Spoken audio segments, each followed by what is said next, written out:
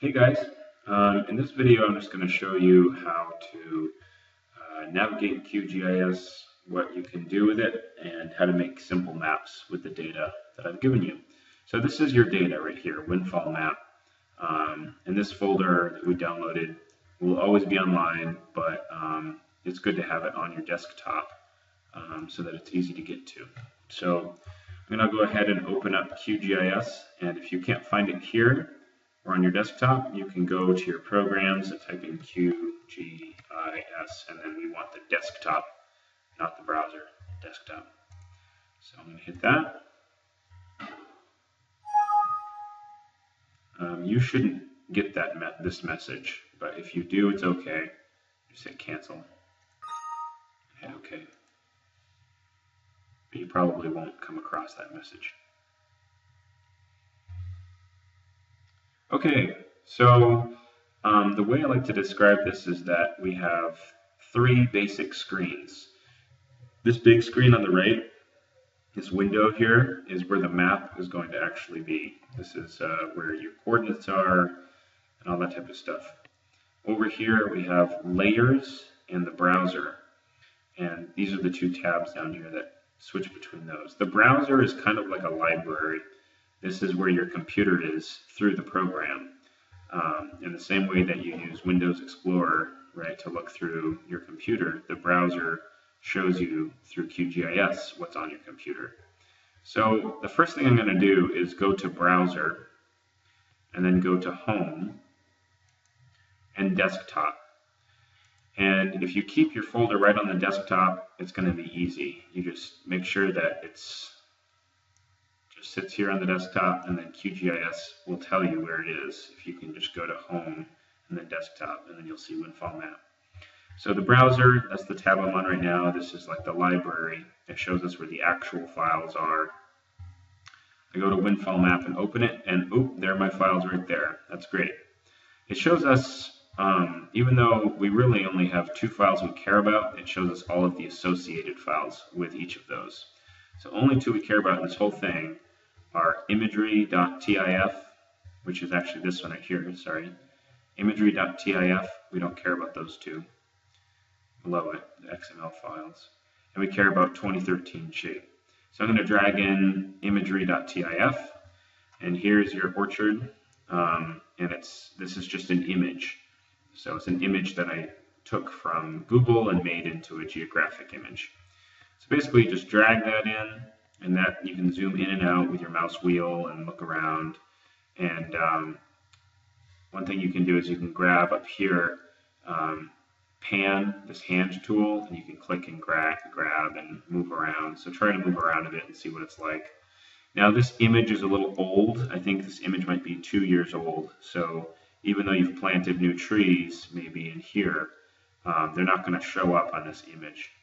In another year or so, I can go back on and see if there's a new image that we can download. But for now, this will have to be kind of good enough. You can see your tracks here. This is the north side of the orchard and the south side. The second thing, though, this doesn't really do very much besides show us what the orchard looks like. The second thing you can do is drag in this shape file. This is .shp, and it says 2013. So I drag that in, and now I have a dot for every tree that Brad, you and I went through each of these dots and updated them. So this should be currently what was in there as of December 2013. And I know you guys are going to do some grafting, and I'll talk about that in the next video. But now I just want to go back to the kind of general layout of the program. There's a lot of bells and whistles. You don't need to worry about all of them. The only things you really need to worry about are the browser, which basically just shows you where your data actually is, from home to desktop to Windfall Map, and then these two files, right? And then we can go back to layers. And this is kind of like iTunes is the way I think of it. And the way I like to think about it is that layers is kind of like your playlist in iTunes. This isn't the actual file. This is just how we're showing the file, right? Right now, 2013 is on top of imagery. If I was to unclick it right here, we don't see it. I didn't delete the actual file, right? The actual file's in the browser right here. But I'm deciding not to show it anymore. So you can show layers, unclick them to remove them. You can put, I could put the imagery on top, which makes it look like the points are gone, but if I take the imagery off, then they're still there. So you can kind of click around with the layers and you get a feel for how it works. If you had 3 or 4 layers, then it would be more complicated, but you're mostly just dealing with 2 layers. So anyway, use the pan tool to move around, right? If you just want to know what one of the dots is for a tree, you can zoom in or zoom out or whatever. But you can click this eye right here, identify features. And then if you click any tree, it'll tell you, okay, this is an apple, it's a Macintosh, planted in 48, month of September, no grafts. And these are the basic kind of attributes that we decided on. So you can do that with any tree, right? Okay, click around and you can see all the different stuff.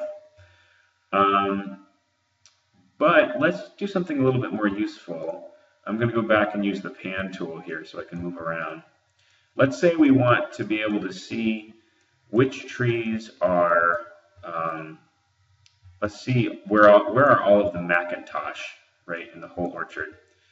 Well, what we can do is go to our 2013 here. And I'm going to go, there's a lot of options. The only 2 options we usually care about are Open Attribute Table and Properties.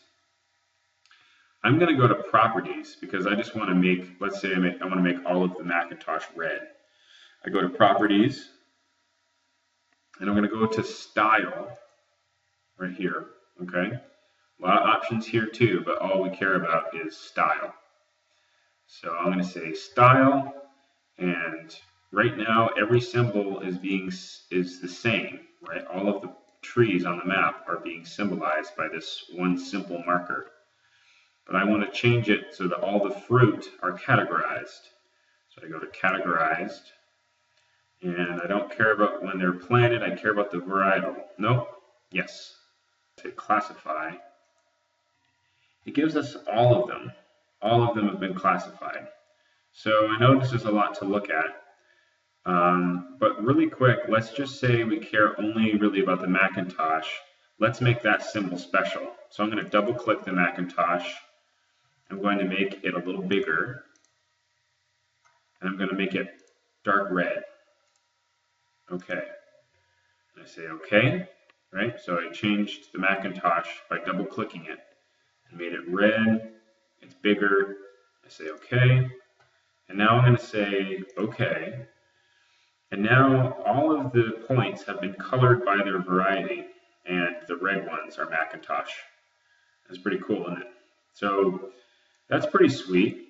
Well, this is cool. It helps me kind of in my head organize it. But let's say I actually want to see the name of all of the varietals. How do I do that? Well, what I could do is go back and right-click 2013 again. Now you can see that it has all of these guys. They're all listed here, which is pretty cool.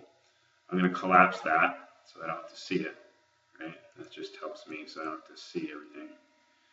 And now I can either double click this or I can right click it and go to Properties, right? I just want to see, I want to make labels. So I'm going to double click that. And so we just did something under Style. We changed the color based on the variety. But now I just want to label everything so I can see what it's called. So I go to Labels, and I can say label this layer with varietal, right? Let's just hit OK and see what happens. There they are. It's not that pretty necessarily, but it's there. So now if it's too hard to see the labels and they don't stand out very well, you can just shut the imagery off if you want. And then you can zoom in, and now you can see every name and every varietal. Anyway, what you want to do is just get used to playing with the different layers. Another quick thing you can do is, if you want to see the imagery but not have it be so strong, is you can open up the properties of the imagery, or double click it, whichever way works. And you can go to transparency right here. And we can just put, let's just say the transparency is going to be 50%. And instead of hitting OK, I can hit apply to see how it works. Nice. So that's pretty good. I just did that, and it made it so that I can read my labels, right? You know, down the line, if you don't want as flashy of a map, you can do this on your own. You know, let's say, you know, you like my map, but you figure you just want something a little more utilitarian, and you just want to be able to print something off really quick. This is a nice way to be able to do that. You know, it's not that flashy, but it can get the job done. So, so yeah, I'll see you in the next video, and we'll talk about the data.